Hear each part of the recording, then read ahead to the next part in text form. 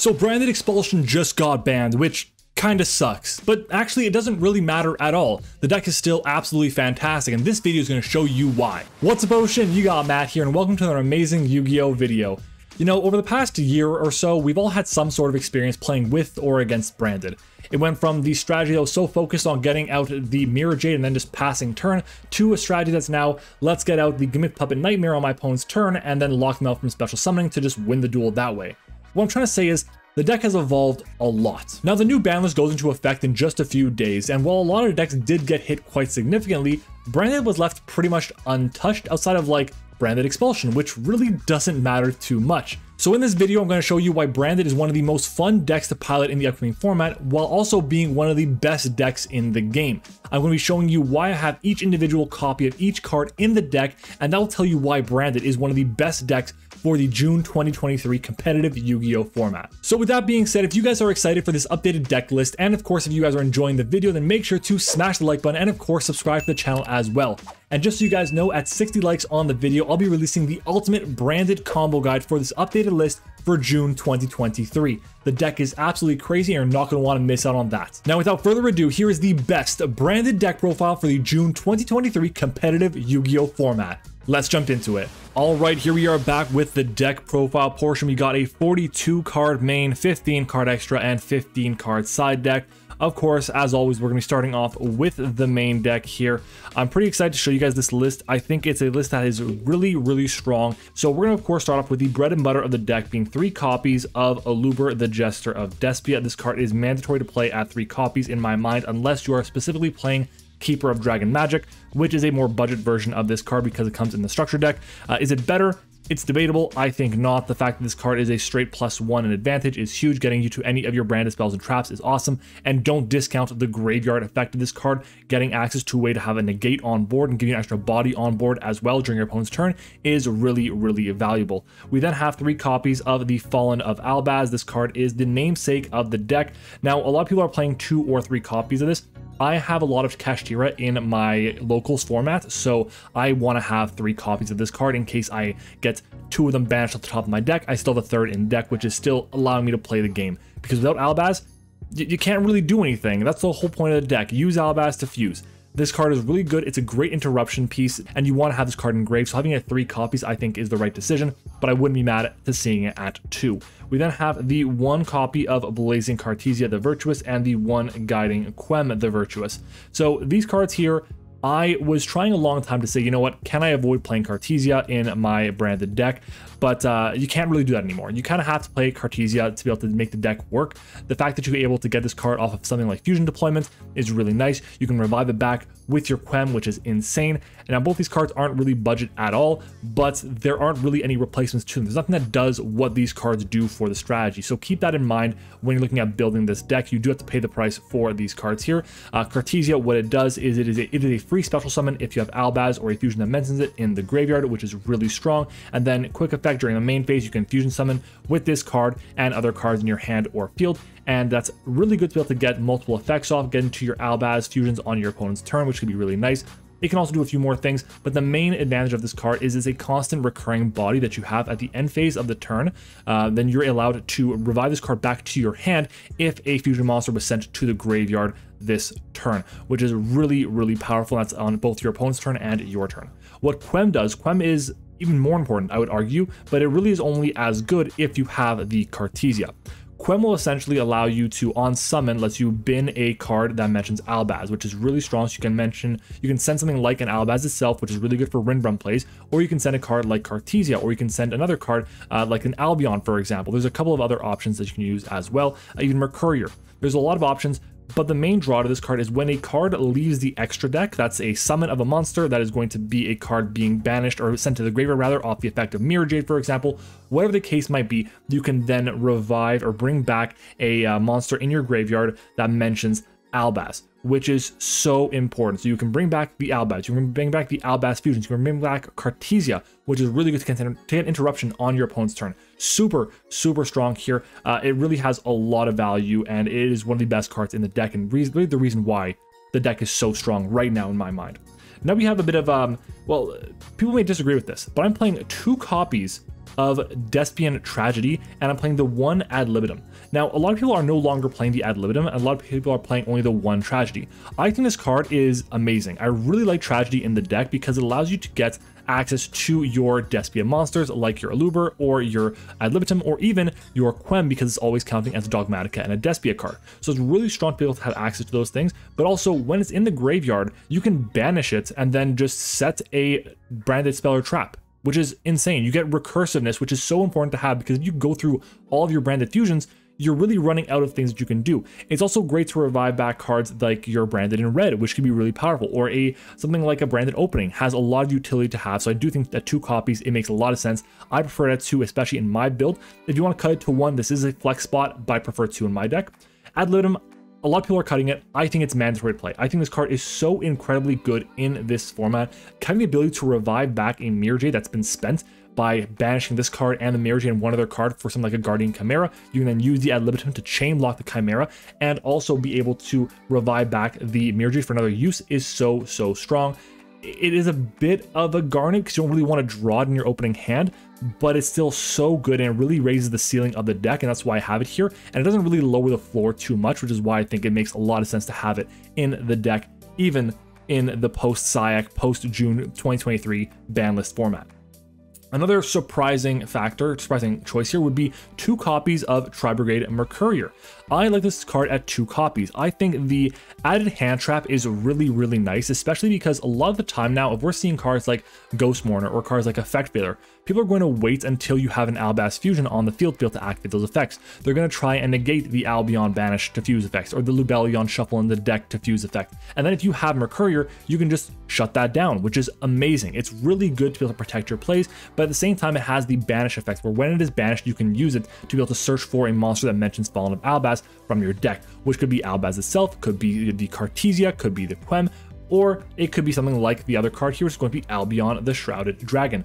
Now, I wasn't playing Albion for a long time in my deck, but I think it has so much utility because you're able to just use it as a mulligan in a way if it's in your hand and send a card like Branded Retribution to the graveyard, or if you have a way to get that in the graveyard already, you have a way to get something like any branded spell or trap you really want because you can send any one of them for cost to the graveyard. If it wasn't for cost, I think this card would be a lot worse, but the fact that you send for cost, that can't be negated, the branded spell or trap from the graveyard to then put this card on the bottom of your deck and then draw a card is so powerful. And the grave, it still does a lot of work too because it's still considered to be Albaz in the graveyard. We then have the Bestial package. We're playing the 1 Bestial Lubellion and the 1 Bestial Saronir. Now, are there options that you can use to kind of play around without using the Bestials? Yes, there are. Are they very good? No, they're not. Not in this format right now. I think the Bestial Lubellion is so good because it gets you access to an amazing light to send to the graveyard. It's also a way to easily get your Albion, the Branded Dragon, from the field into the graveyard to trigger its effect, so you don't have to use the effect of Mirror Jade to be able to do that. So that's really important. It just lets you manage your resources a lot more. At the same time, if it's in your hand, you can discard to grab Bestial Saronir, which is an interruption, but it's also a way, if it gets sent to the graveyard, to be able to send another Branded Spell or Trap to the grave, which is still very powerful. It is a fantastic card that allows you to do a lot by having just these 2 cards in the deck. It raises the ceiling so much and it does not lower the floor at all. It is such a strong combination of cards to have, and Branded Lost is an amazing card as well in the current format. Allowing you to protect your fusion plays is really valuable. If you can afford a way to get Bestial Lubellion, I would highly recommend it. Next up though is going to be the 1 copy of the Dark Magician. I'm playing Dragoon. I wish I had the OG artwork. That is by far my favorite artwork, but this is a good second place, I'd say. In general, Dark Magician is really nice because you have a way to beat a lot of strategies that are able to have good matchups against Branded just by having access to Dragoon. This is really your main engine in terms of monsters, so we're going to go ahead and put these away and get into our hand traps, and then we're going to start talking about our spells and traps. So starting off with our hand traps, we have 3 copies of Nibiru the Primal Being, which I think is really good. I'm missing 2 Prismatic Secret Rares, but we're going to stick with the Ultras for now. I think that this card is so good in the upcoming format with the ban to Scarecrow, the Super Heavy Samurai Scarecrow. It is reducing the ceiling of that deck, which is great because it means that they have to play a lot more efficiently and they kind of have to rely a little bit on Cleave 4 Genius. And if you can just Nibiru them and then give them the token in the middle zone specifically, it has to be in the middle zone, they can't get the effect off of the Cleave 4 Genius when they Pendulum Summon. So that's really, really strong. At the same time, Nibiru plus most other hand traps is a way to beat a fully set up Super V Samurai board, which is really strong and it's good against a lot of different strategies. Not everything can play like Branded in the end phase,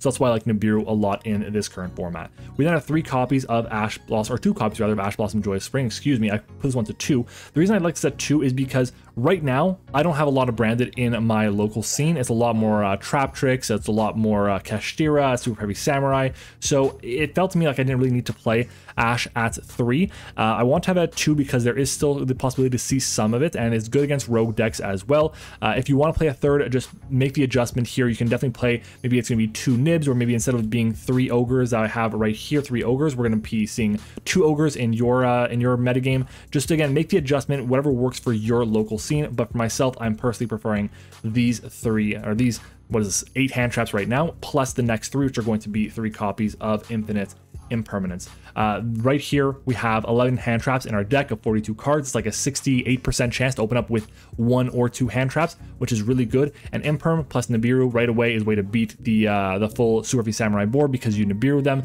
once they have only 1 negate up, which is the Barone, and then you Imperm the Barone on the response to trying to negate your Nibiru, and then there you go. They're kind of in a bad situation. So I'm pretty excited to see what we can do with this hand trap lineup. And it will be shifting as the format evolves, of course, but I am really happy with this exact build at this moment. Next is going to be our spell and trap lineup, starting off with, of course, 3 copies of Branded Fusion. This is the best card in the deck. It's the reason why the deck is so good. Without Branded Fusion, what does the deck really do? It's simple as sending cards to the graveyard. It is insane, really strong, as well as 3 copies of a Branded Opening. This is your main starter for the deck because you don't have to normal summon. You can send cards to the graveyard for effect specifically, which is great to trigger cards like Despian Tragedy, which can get you cards like the Alubra to your hands. You can normal that, or the Quem, and you can just special summon the other one, which is also really powerful and has the graveyard effect as well to protect your fusion monsters from being destroyed by card effects. So keep that in mind as well. We then have 3 copies of Fusion Deployment. I also think this card is a mandatory card to play in the deck, especially if you have Cartesia. Even if you don't have Cartesia, you still have a way to use this card to get into something like your Fallen of Albaz, which is great in certain matchups to have a free body to special summon and then discard a card fused with your opponent's board. It is very, very powerful. We then have, again, bit controversial, I have 2 copies of Branded in red. I love this card. It is one of my favorite cards in the entire deck.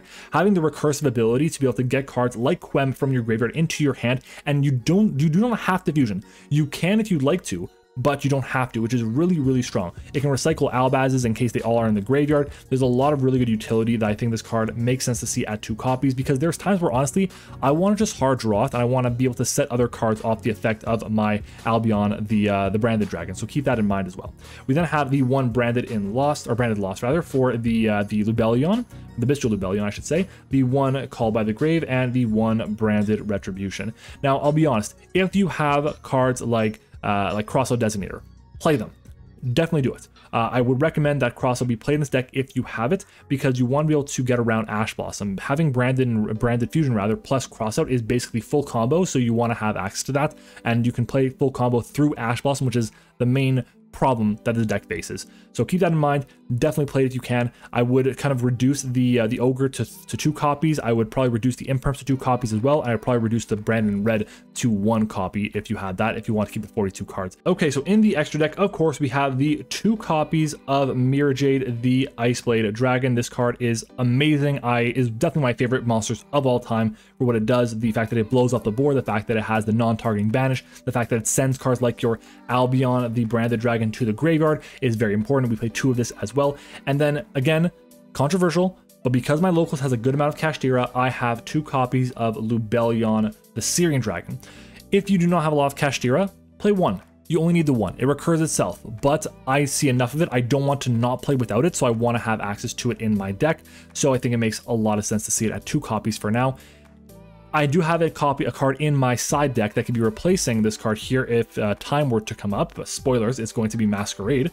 But in this case, I feel like it's better as a side deck card than it is a main deck extra deck card.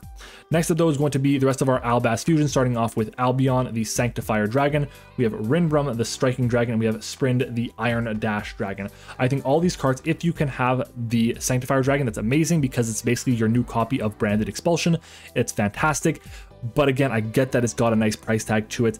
Basically, Albion is a fantastic card because it allows you to, first of all, it can't be super poly because it can't be used as fusion material, which is obviously ideal, and it can be targeted with card effects as well. And then once per turn, you can revive 2 monsters in either graveyard, one to your opponent's side of the field, one to your side of the field, and it can be really powerful to be able to just shut down your opponent and floodgate them, and that's how you're going to gimmick puppet lock some people and just be really problematic that way.